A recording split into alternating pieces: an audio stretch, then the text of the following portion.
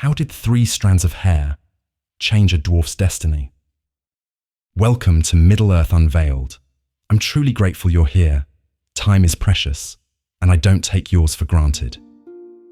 Let's begin and discover how a dwarf's humility accomplished what all the power of the First Age could not. For 3 ages, elves and dwarves lived divided by an ancient hatred. Their blood stained the halls of Doriath. Their grudges ran deeper than the mines of Moria. Yet in the darkest hour of the Third Age, a dwarf lord knelt before the Lady of Light. Not for gold, not for mithril, but for something far more precious, something once denied to the mightiest elf who ever lived. What moved Galadriel to grant Gimli what she had refused Fëanor himself? What power lay in these simple strands? And how did this gift earn a dwarf passage to the Undying Lands, a realm forever barred to his kind? This is a tale of 3 golden hairs that bridged 3,000 years of hatred, of how the smallest gifts can carry the greatest magic. Let's begin our journey in Lothlórien, where a weary fellowship finds solace, and where a dwarf's life is forever changed. The Fellowship arrives in Lothlórien battered by grief after Gandalf's fall in Moria. For Gimli, this isn't just a refuge, it's a minefield. Centuries of bloodshed hang in the air. The murder of Thingol over the Noglamere, the sack of Doriath, even Thorin's company imprisoned in Mirkwood. Dwarves don't belong here. In Peter Jackson's films, this tension is played with a touch of humour. Gimli's blindfolded entrance into Lothlórien is both awkward and endearing. But in Tolkien's books, this moment is far more serious. Gimli is a storm of pride and fear. Really, he expects scorn, until he meets her. Galadriel isn't just an elf lady, she's a living legend. Born in Valinor, she witnessed the light of the 2 trees, defied the Valar, and survived the horrors of the First Age. Her presence is a reminder of all Gimli's people have lost and all they've fought against. Yet, when her gaze falls on him, it isn't judgment he feels, it's recognition. She sees the dwarf's heart, his loyalty, his courage, his buried longing for beauty. And in that moment, Gimli's walls crumble. He asks not for gold or glory, but for a single strand of hair. A request so audacious, it stuns the Fellowship. I asked her for 1 hair from her golden head. She gave me 3. In Middle-earth, hair is not just an ornament. It is power, a symbol of heritage, identity, sometimes even defiance. Luthien Tinuviel was no warrior. She wielded no sword, no spear. But when she stood before Morgoth, the first Dark Lord, she did not fight him with steel. She fought with beauty. As she sang, she let down her hair, a veil of shadow and enchantment. And with it, she wove a spell so deep that Morgoth in all his power fell into a slumber he could not resist. Her hair isn't just beautiful, it's hypnotic, a symbol of her indomitable spirit. Tolkien himself once described Luthien as the greatest of all the Eldar and men. In letter number 153, Tolkien wrote, "Her strength was not in war, but in her ability to defy the darkness without becoming like it." This is the true nature of beauty in Tolkien's world. It is not passive, it is not fragile.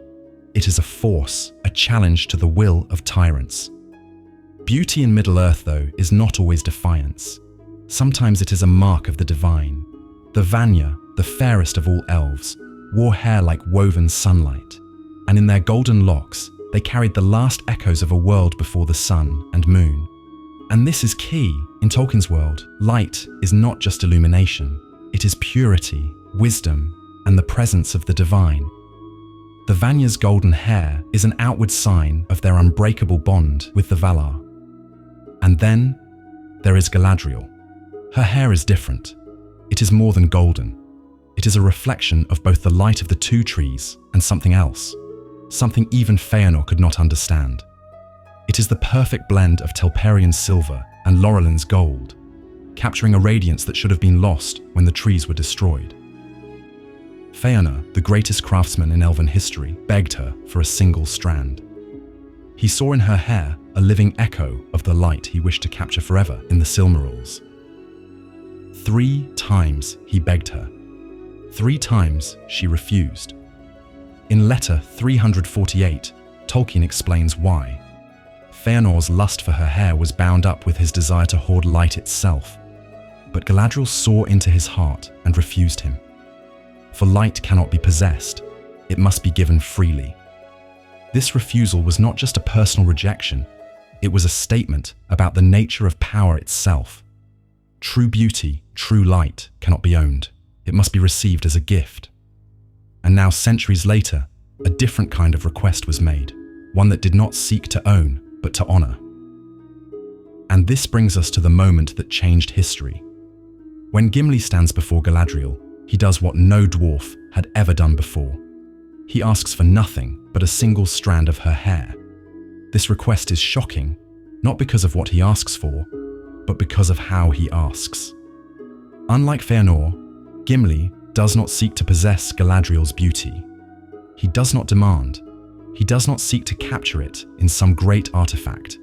He simply wants something to remember her by. And that is the difference.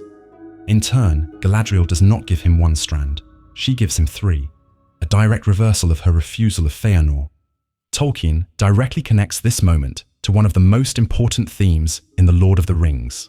In letter 244, he writes, "The contrast between Fëanor and Gimli is one of the central moral contrasts in my legendarium. Pride and greed against humility and admiration, and the latter is rewarded. This is more than generosity. This is a seismic shift. We do not know exactly if Galadriel knew the import of her action, but here she rewrites history. For centuries, elves and dwarves were bitter enemies, bound by greed, by betrayal, by wounds too deep to heal. And yet here, in this quiet moment beneath the golden leaves of Lothlórien, an elf lady honors a dwarf. She doesn't just acknowledge his worth, she elevates him. As Galadriel hands her gift, the fellowship is stunned. Legolas, son of Thranduil, stands frozen, his keen elven eyes widening, struggling to process what he has just witnessed. Never, not in all the long years of his people, had he seen such a thing. A dwarf receiving not scorn, but honor. Boromir shifts uncomfortably, glancing between them, as if watching something sacred unfold that he cannot yet understand. Even Aragorn, ever composed, lowers his gaze, sensing the weight of this moment in the history of their peoples. And as Gimli accepts the golden strands, his rough hands trembling, he does something no dwarf had ever done before. He bows. A deep, reverent bow before an elf. The wounds of ages do not heal overnight. But sometimes, healing begins with something as small as a single gift, given freely. Galadriel's gift rewires Gimli's soul. The dwarf who once mocked elvish trees and stars now champions their beauty. But the true impact of this moment, the true legacy of Galadriel's gift, isn't just about Gimli, it's about what it set in motion. Let's talk about Legolas and factor him into this conversation. One act of grace, one unexpected kindness, planted the seed of something Middle-earth had not seen in centuries. A friendship between elf and dwarf. Galadriel's strands of hair were more than just a gift. They were an invitation, a bridge, a challenge to history itself, and Gimli, without even realizing it, accepted that challenge. In doing so, he didn't just reshape his own destiny, he reshaped the world around him. From the moment Gimli and Legolas stand together on the battlements of Helm's Deep, their friendship is forged in fire. What begins as wary tolerance transforms into something Tolkien rarely depicts between elves and dwarves: genuine camaraderie. Their rivalry over orc slaying is a humorous touch, but it's also a direct echo of Galadriel's gift. It is no longer about one race proving itself superior to the other. It is a shared pursuit, a celebration of skill and survival. "You could have picked a better spot," Gimli grumbles, barely able to see over the parapet. Legolas smirks, offering to find him a box to stand on. And yet, when the time comes, they fight not as elf and dwarf, but as brothers. Without Galadriel's gift, would this moment have happened? Would Gimli have ever seen Legolas as anything but an arrogant elf? Would Legolas have ever looked beyond centuries of mistrust to truly see his companion? That small act of kindness in Lothlórien is what makes this moment possible. It cracks the door open, and here, in the chaos of battle, they step through it together. But their friendship is not just about the battlefield. After the War of the Ring, when the fires of conflict are extinguished, it would have been easy for them to go their separate ways. Instead, they choose to walk Middle-earth together. And this is where we see Galadriel's influence once more, because it is Gimli who first teaches Legolas what it means to see beauty outside his own world. Gimli invites Legolas into the depths of the glittering caves, vast halls of living stone, shimmering with colour and texture unseen by most. And in that moment, Legolas does something rare for an elf. He admits he was wrong. For the first time, Legolas looks upon dwarven craftsmanship without centuries of mistrust clouding his eyes. He doesn't just acknowledge its beauty, he is humbled by it. No dwarf could have dreamed such beauty, Legolas says. And when Legolas takes Gimli into the depths of Fëanor, it is Gimli's turn to be humbled. The dwarf who had once laughed at elvish songs of trees now stands beneath the oldest living things in Middle-earth. They speak to one another, Legolas tells him, but it is slow, so very slow. And Gimli listens, really listens. This is Galadriel's gift at work. It was never about the strands of hair themselves. It was about opening Gimli's heart just enough so that he, in turn, could open Legolas's. They don't just tolerate each other, they learn to see. And here is where the true impact of Galadriel's gift becomes clear. Legolas and Gimli do not just share adventures, they work together to rebuild Middle-earth. Gimli leads his people to restore the ruined gates of Minas Tirith, forging something stronger than what came before. Legolas brings elves to Ithilien, making it fair once more. Together, they do what their forebears could not. They create.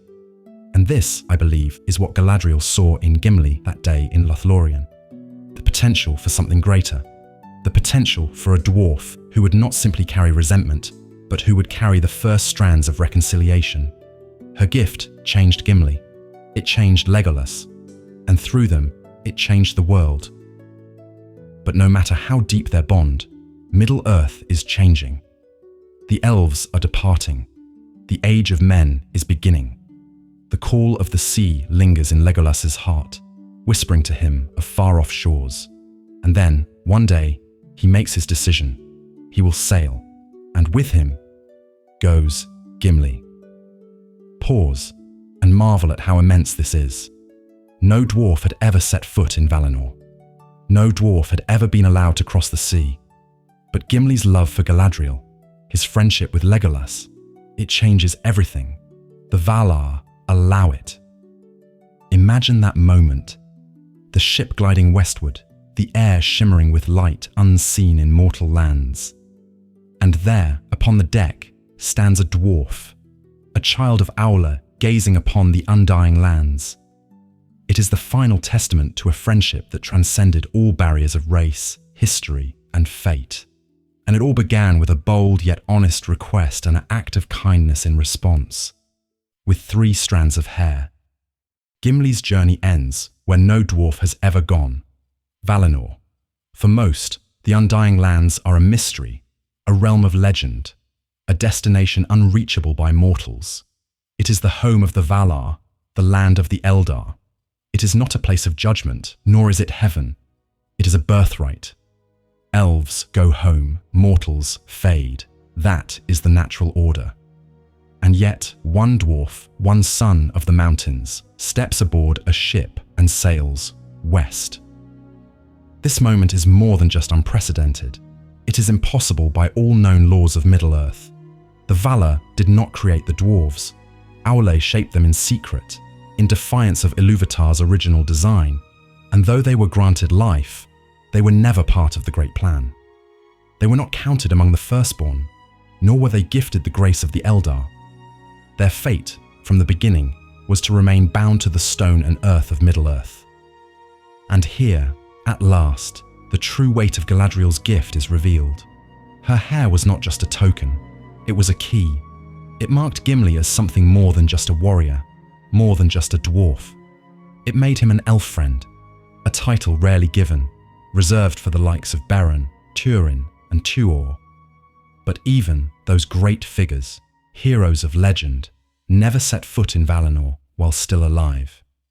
Gimli does. Tolkien never explicitly tells us why the Valar granted him passage, but we can see the answer written in the echoes of history. It was not just because of Legolas. It was because of Gimli himself, because of his heart, his loyalty, and above all, because of the way he looked upon Galadriel's light with reverence, not greed. The same light that Fëanor sought to possess, Gimli sought only to honor.